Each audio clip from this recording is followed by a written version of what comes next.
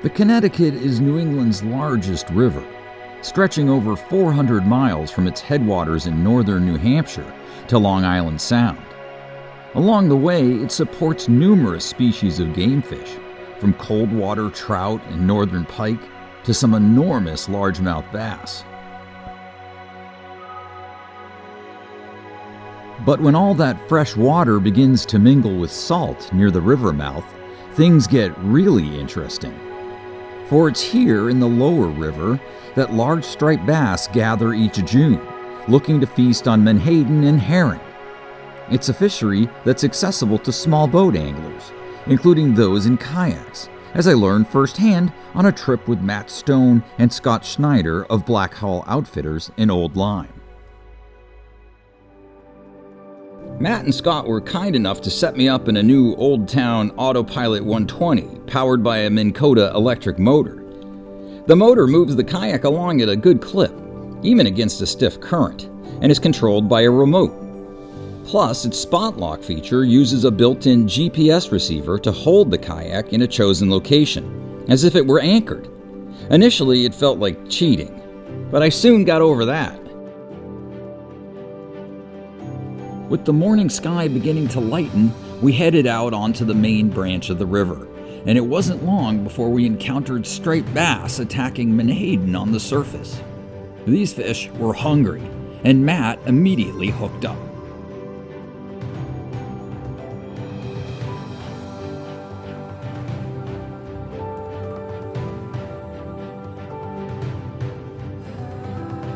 Thanks in large part to the foggy conditions, the stripers continued to feed well throughout the incoming tide. Since their prey of the day was adult menhaden, also known as bunker or pogies, big topwater plugs proved very effective. This type of fishing is about as exciting as it gets, especially when a huge striper suddenly wallops your lure a few feet from the kayak.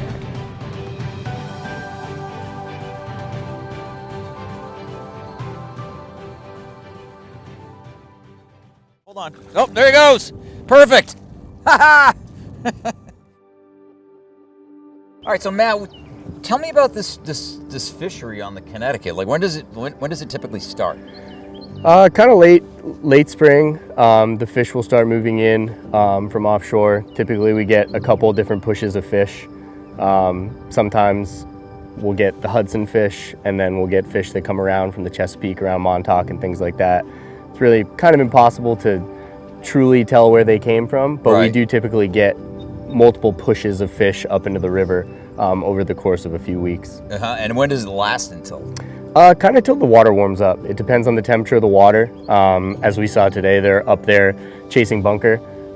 When those kind of move out a little bit, or when the water gets uncomfortable for them temperature-wise, they'll start to move out to reefs offshore. Okay, gotcha. Right, and you got lots of bunker in the river right now. We right? do, yeah. There's actually not as much this year as there was last year, but depending on where you are, there can be football field-sized schools of bunker. Oh, wow. Yeah, it's incredible.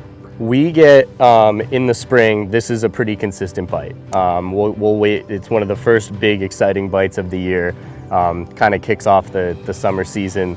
Happens right around now when school's starting to get out, people are starting to get to their summer homes, and it's a lot of fun. It's also, ease of access. We have 40 plus inch stripers, 10 yards offshore or a 2-minute paddle from a boat launch, and that's just not the case a lot of times in the year. So this is a really fun bite. And it's a special, and it's a great way to kick off the season. Very much so, yeah. I mean, those fish today they're fun sized, they're acrobatic, they're spunky, they're full of bunker, And healthy fish. And they'll hit a topwater plug. And they'll hit a topwater plug. Yes, they will. Yeah, there's really nothing like seeing a big bass just crush a topwater lure, right? Yeah, that pop is a special kind of noise that gets your heart going. Absolutely.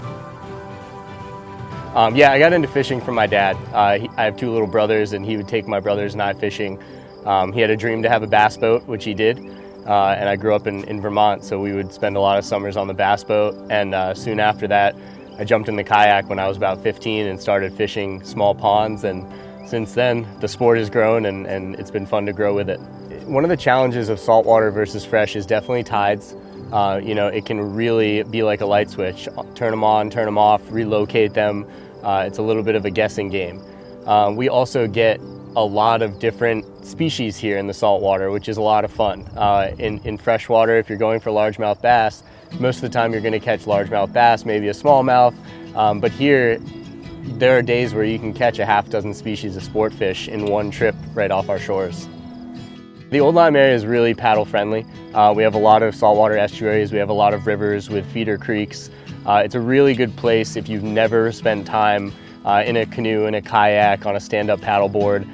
You can go by Black Hall Outfitters in Westbrook or Old Lyme, and it's very easy to learn and appreciate this hobby. Kayak fishing, for me, that's part of the appeal. I like fishing from boats, but when I hook a fish in a boat, I always feel like I have the upper hand. You know, I have a buddy who can hold a net for me, or I can move around the boat as needed. When you're in the kayak, as we saw today, you know, you're right up close and personal. It's eye to eye with those fish. You're 6 inches from the water level, depending, and it's much more evenly matched for me, which just, you know, makes it more sporting and a lot more fun.